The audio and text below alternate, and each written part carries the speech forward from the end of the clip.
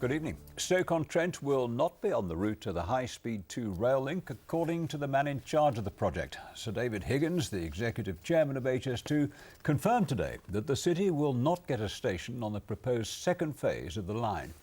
Despite pleas from business leaders in Stoke, planners have chosen Crewe as the site for the so-called northwestern hub, leaving the passengers in the Potteries with a 30-minute train journey to connect with the new line.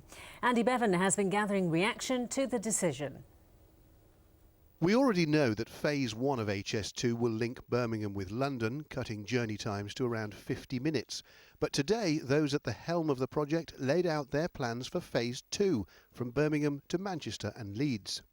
After visiting a rail depot, the Prime Minister and the Chancellor joined HS2 bosses in Leeds to hear the plans spelt out by Executive Chairman Sir David Higgins.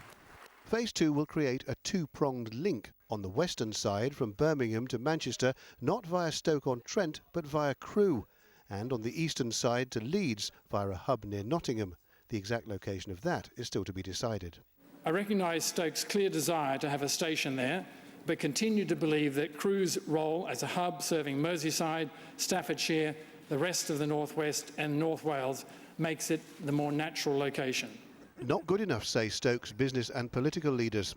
Earlier this month, they lobbied Westminster, arguing that a station in the city would bring massive investment and prosperity to the whole of North Staffordshire.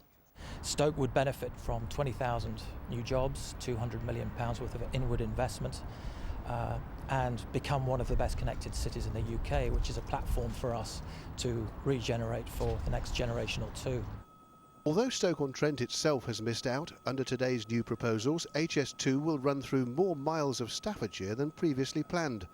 The County Council says Staffordshire needs to make the most of its involvement. We've got to capture the maximum economic advantage, and what we've always said is wherever the stations are, if the project goes ahead, we need to be able to connect to it. Also mooted today, a plan to link Manchester and Leeds by high-speed rail, a so-called HS3, bringing even more northern towns and cities within easy reach of the West Midlands. Journey times between Birmingham and the East Midlands could fall from an average of an hour and a quarter to just 19 minutes. Birmingham to Manchester would reduce from an hour and a half to just over 40 minutes. And with HS3, Birmingham to Leeds could come down from 2 hours to just under 1. But for now, at least, rail passengers in Stoke-on-Trent will face a 30-minute old-style train journey to connect with the HS2 hub in Crewe. Even so, their views about losing out are mixed.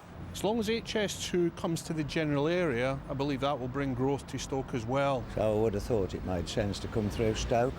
Where they would put it, I don't know. Yeah, it is a shame. It's a shame for the area, but, you know, probably that's the way it's going to go. All the government are proposing to do is suck more economic activity to these Leviathan cities, trying to make them a bit more like London, while the rest of the country will lose out as a result.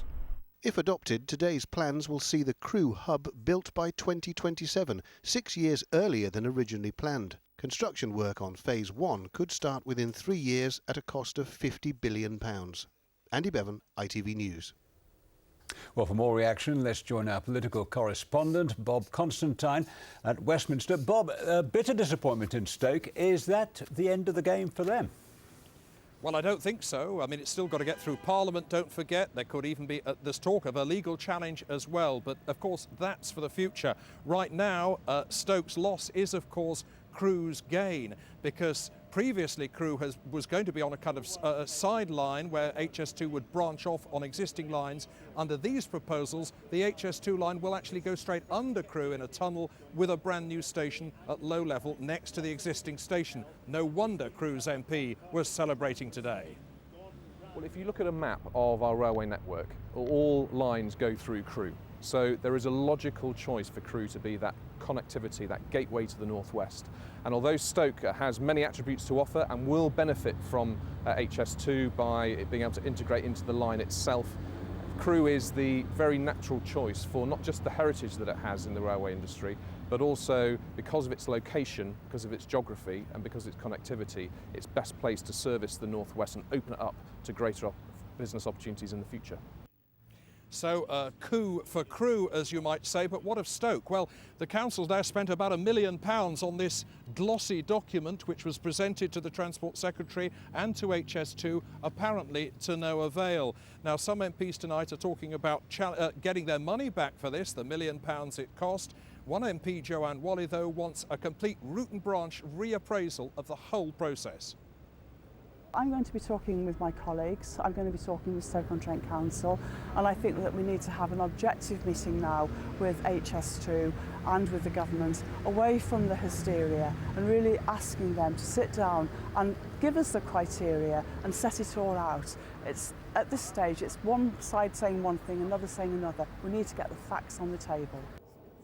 Well, she, of course, not alone in actually opposing HS2, and that brings me back to the central point. This has still got to clear Parliament. The bill to approve all this will drag on well into next year and possibly the year after that. There could be a lot of amendments by people in the MPs in the Stoke area. The other point is, could there be a judicial review about the way that consultation was carried out? That's also being discussed tonight. So, as I say, although this would appear to be a firm recommendation by Sir David Higgins, nothing is set in stone just yet. Bob Constantine, thank you. In other news, a